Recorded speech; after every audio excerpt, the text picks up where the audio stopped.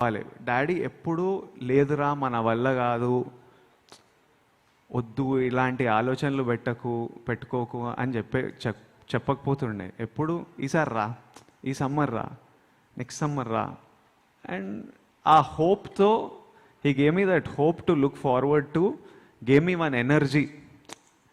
ఆ ఎనర్జీతోని అట్లా ముందుకు వెళ్ళిపోయాము. ఎప్పుడు ఏం లేదని అనిపించలేదు. కొన్ని రోజులు అనిపిస్తుండే, ఇంకా వేరే పనిలో పడుతుండే. ఈ సినిమాలో కూడా మా ఫ్యామిలీలో ఎంతోమంది పిల్లలు వాళ్ళు ఏడుస్తుంటారు, పిల్లలు ఇది కావాలి ఏదో కొందాంరా, నీకు మార్క్స్ ఏదో ఒక ఫిట్టింగ్ పెట్టేసేయాలి, నువ్వు 90% తెచ్చుకో, నీకు కొనిచ్చేస్తా. వాళ్ళు ఊరుకుంటారు. అప్పటికి వాళ్ళకు ఒక గోల్ ఇచ్చేయాలి, దాన్ని మనం కరెక్ట్గా ఎనర్జీని వాడుకోవాలి. There are so many stories from life over this 1 year. ఇంట్లో మాట్లాడుకున్నా, అమ్మ నాన్న వాళ్ళతో మాట్లాడుకున్నా, రాజుగారితో బుజ్జితో మాట్లాడుకున్నా. మేము చాలా మా లైఫ్ జర్నీ గురించి మాట్లాడుకునే వాళ్ళం.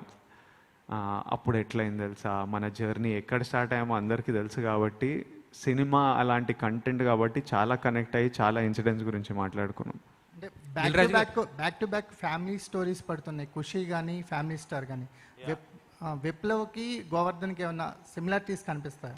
అసలు గోవర్ధన్ ఒక ఎక్స్ట్రీమ్ క్యారెక్టర్, సంబంధం జమీన్ ఆస్మాన్ ఫరక్. అది గోవర్ధన్ ఒక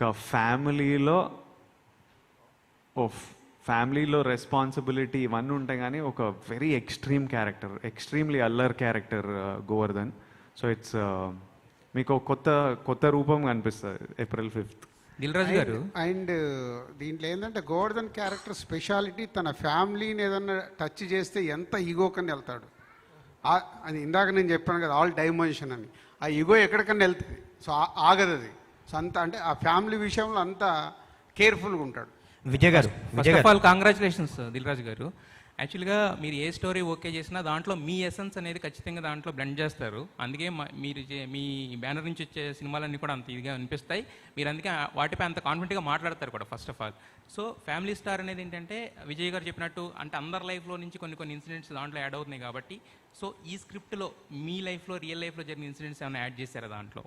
లేదు, అంటే పర్సనల్ లైఫ్లో కథ వింటున్నప్పుడు పర్సనల్ లైఫ్లో ఇది నాకు ఇలా జరిగి ఉంది అనేది థాట్ వస్తుందేమో, కానీ సినిమాల్లోకి పర్సనల్ లైఫ్లో జరిగే మూమెంట్స్ తీసుకొచ్చి ఎప్పుడు పెట్టను.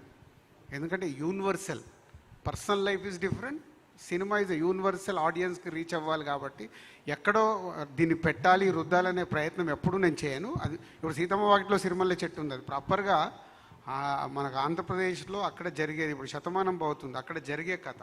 అంతేగాని నా స్టోరీ ఎక్కడో నాకు సంబంధించిందో పెట్టాలని ఎప్పుడు ట్రై చేయను. నేను డైరెక్టర్లు కూడా చెప్పను, బట్ ఎక్స్ప్రెస్ చేస్తాను. మూమెంట్స్ ఎలా ఉంటాయి, ఫ్యామిలీలో ఎలా జరుగుతాయి.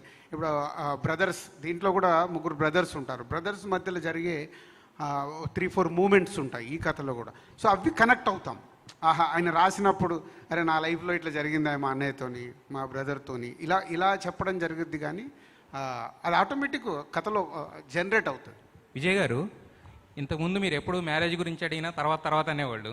ఈసారి రీసెంట్గా ఒక చిన్న స్టేట్మెంట్ ఇచ్చారు, మా మదర్కి నచ్చాలని చెప్పి. అది ఫ్యామిలీ స్టార్ ఎఫెక్ట్ అనుకోవచ్చా? లేదు, ఎప్పటి నుంచో అది క్లారిటీ. అమ్మా నాన్నకు నచ్చకుండా అయితే ఏం చేయను. వాళ్ళకి నచ్చాలి, వాళ్ళని కన్విన్స్ చేయడం, వాళ్ళకి నచ్చేటట్టు చేయడం నా పని. ఆ సెటప్ మనం చూసుకోవాలి, మొత్తం వదిలేయలేము. మనం పెళ్లి చేసుకున్న తర్వాత మనం బ్రతకాలి కదా, నెక్స్ట్ 30 years మనం ఉండాలి.